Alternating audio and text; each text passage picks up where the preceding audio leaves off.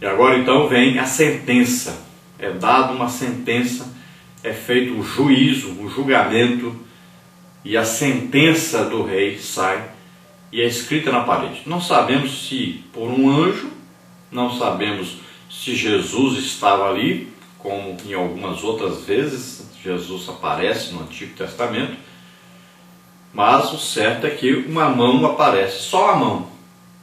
Não foi vista aí uma outra visão, não foi visto alguém, foi visto apenas uma mão. Então, essa mão trouxe o juízo. Imagine uma festa, todos comemorando, alegres, já meio bêbados, desprezavam o Deus verdadeiro, e de repente, no meio dessa festa, alguém olhou a uma parede e viu a mão escrevendo algo. Era como se fosse ali então uma aparição de um fantasma no meio da festa. Todos assombrados com aquilo. E o rei, é claro que ele, tendo confrontado a Deus, mandando usar os vasos de ouro, as coisas de ouro, as taças de ouro de Deus, ele já sabia quem é que estava escrevendo.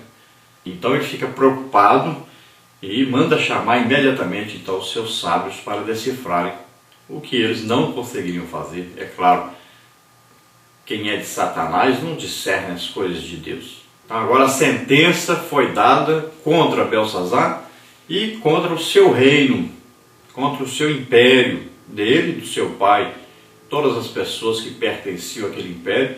Se o seu pai lhe deu a autoridade como rei, então Deus pode agora pegar e aplicar o seu juízo sobre esse rei, como representante de todo o império. Então Deus resolveu terminar esse império e colocar fim na vida de Belsazar. Tópico 2. A rainha lembrou-se do profeta Daniel. A mensagem na parede estava numa linguagem ininteligível. No primeiro momento, ninguém compreendia o que estava escrito. Belsazar convocou todos os sábios para decifrar o enigma. Entretanto, eles foram incapazes de fazê-lo. Quando ouviu as palavras do rei e percebendo um movimento diferente no palácio, a rainha, filha de Nabucodonosor, mãe do rei Belsazar, entrou na presença de seu filho para saber o que acontecera. Após inteirar-se do assunto, a rainha lembrou-se de Daniel, um homem de confiança, tanto do seu pai quanto do seu marido. Ele podia interpretar a mensagem que o rei vira, mas Daniel não estava no palácio. Veja bem, essa mensagem que estava escrita na parede não estava numa linguagem compreensível ao ser humano. É o mesmo que quando nós falamos em língua, que é chamada aí língua estranha, que na verdade é uma língua espiritual, uma língua do Espírito Santo. Então essa linguagem, ela não é decifrável. Ninguém compreende o que está sendo falado, a não ser que Deus dê a revelação disso, a interpretação disso. Não é a tradução, é a interpretação. Então veja bem, ali é uma manifestação que vai haver agora, é uma manifestação de dons espirituais no Antigo Testamento. Todos os dons que existem no Novo Testamento também se manifestaram no Antigo Testamento.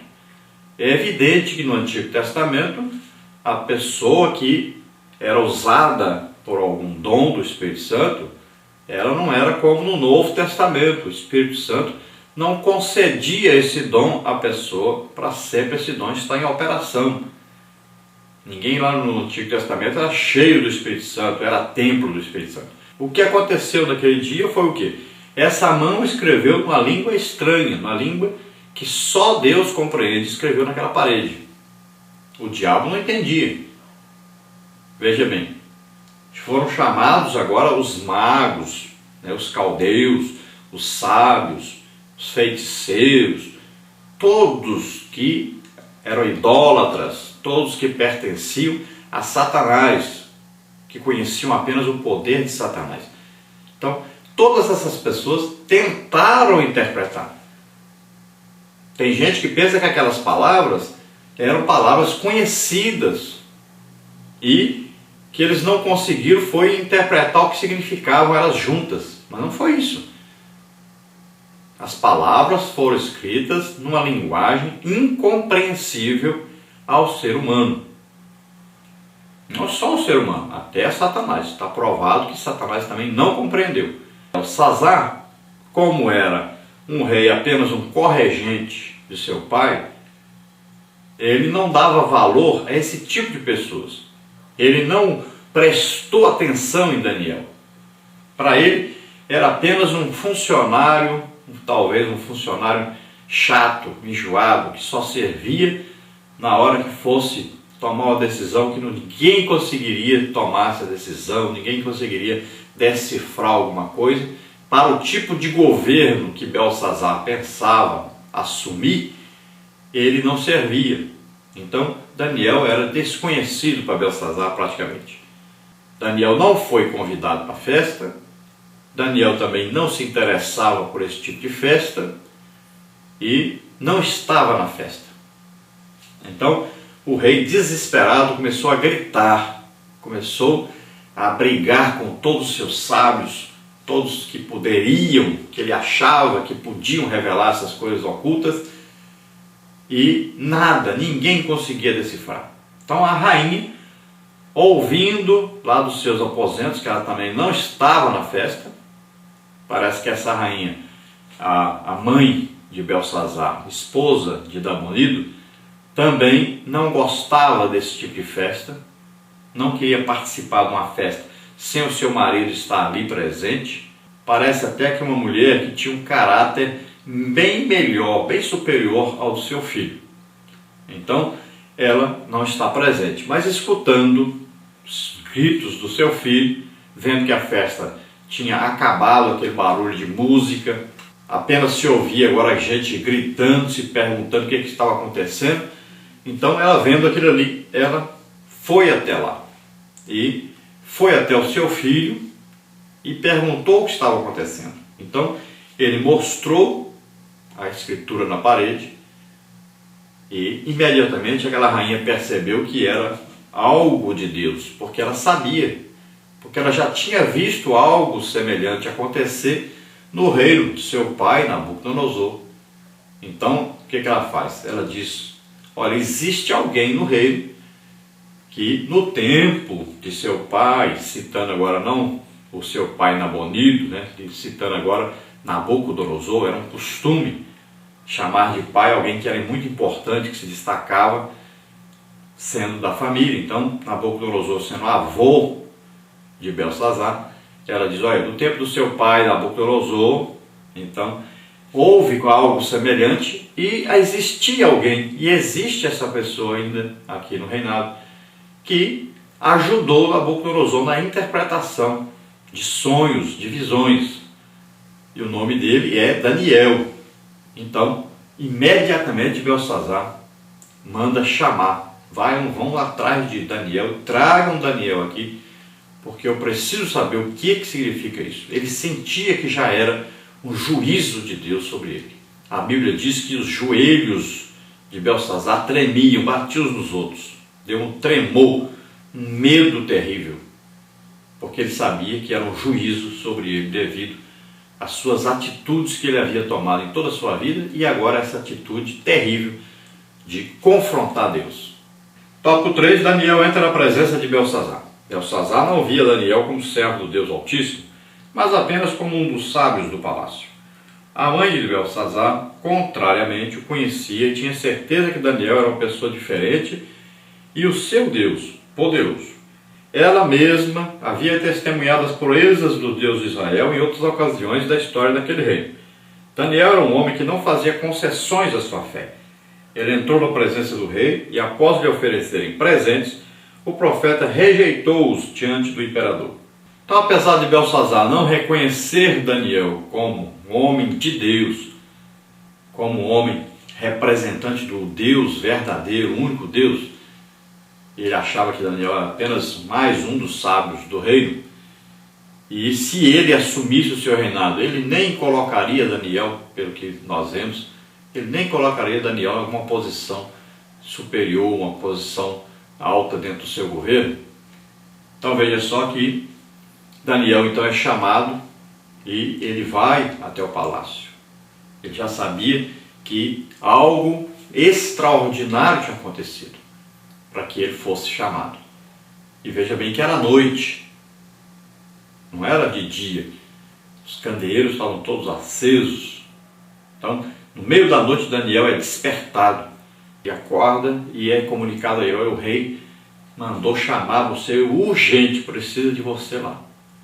A rainha mãe está lá e ela se lembrou de você e mandou chamar: vem rápido. E Daniel então vai com eles, entra naquela festa, vê ali a situação deplorável, vê ali as coisas terríveis que aqueles homens estavam fazendo, vê o pecado alastrado ali, e ele entra, todos veem Daniel ali e sabem que aquele homem é um homem íntegro, e o rei então repete o que ele havia dito para os sábios, os feiticeiros, os astrólogos. Ele diz: olha, mesmo que eu falei para eles, eu falo para você, Daniel. O homem que conseguir decifrar o que está escrito aqui nessa parede, eu vou fazer dele aqui o terceiro no reinado. Terceiro por quê? Porque primeiro era o rei Nabonido. O segundo era o Belsazar, que é filho do rei Nabonido, e era um corregente. Ele era rei enquanto seu pai estava fora. Então, o terceiro é que viria a ser então aquele que decifrasse. E prometeu riquezas, né? Mandou colocar ali uma cadeia de ouro, né, para ser oferecido àquele que decifrasse. Então seria vestido de roupas finíssimas. Então ele repete para Daniel e todos ficam assim pasmados, boquiabertos, quando Daniel diz: olha, os seus presentes fiquem para você, não quero nada disso, e eu vou dar a interpretação segundo o que Deus me disser, e eu não preciso dos seus presentes. Vamos ver então agora a parte número 3, a sentença contra Belsazar e a queda de Babilônia. Tópico 1, os sábios não decifraram as palavras escritas na parede. Tópico 2, as 4 palavras misteriosas. Número 3, o fim repentino do Império Babilônico. Então vamos ver aí o tópico 1, os sábios não decifraram as palavras escritas na parede. A mensagem era curta e objetiva, mas as palavras eram desconhecidas dos sábios do palácio e eles não puderam decifrá-la. Por isso Daniel é chamado não pelo rei Belsazar, mas por indicação de sua mãe, para desvendar-lhe o mistério. O profeta Daniel tinha o Espírito Santo em sua vida, por isso Deus revelou o significado daquelas palavras a ele, Daniel. Daniel 5, de 10 a 12. Então veja bem, as palavras eram uma linguagem completamente estranha a todos, não era uma linguagem conhecida, e só se pode saber alguma coisa sobre essa linguagem quando Daniel recebe de Deus então a interpretação. Quando ele vai falar o que está escrito, aí sim é que as pessoas agora podem compreender o que significa cada palavra. Então quando Daniel dá o significado, aí é que existe agora a interpretação das pessoas. Alguns dizem assim: não, o que estava escrito ali eram palavras conhecidas, só que estavam misturadas, ninguém entendeu o sentido. Não. Quando Daniel apresenta a interpretação, aí é que as pessoas podem compreender o que estava escrito. Antes não eram palavras conhecidas ou estavam desconexas. Eram palavras totalmente desconhecidas, uma linguagem totalmente desconhecida a todos. Então aqui é uma manifestação de Deus. Daniel agora vai dar a interpretação e ele vai falar o que é cada palavra, depois ele vai interpretar o sentido. No tópico 2 nós vemos aí as 4 palavras misteriosas. Daniel 5:25. As palavras escritas na parede não foram interpretadas pelos sábios do império. Estes não achavam o sentido delas. Porém, sem medo e seguro, Daniel as interpretou. As 2 primeiras palavras estavam repetidas, mene, mene, e significavam contar ou contado. A palavra tekel tinha o sentido de pesado. A última palavra, parzim, significava dividido. Daniel 5:25. Para interpretar a mensagem, Daniel usou o termo peres, palavra correlata de parzim, O sentido daquela é o mesmo desta.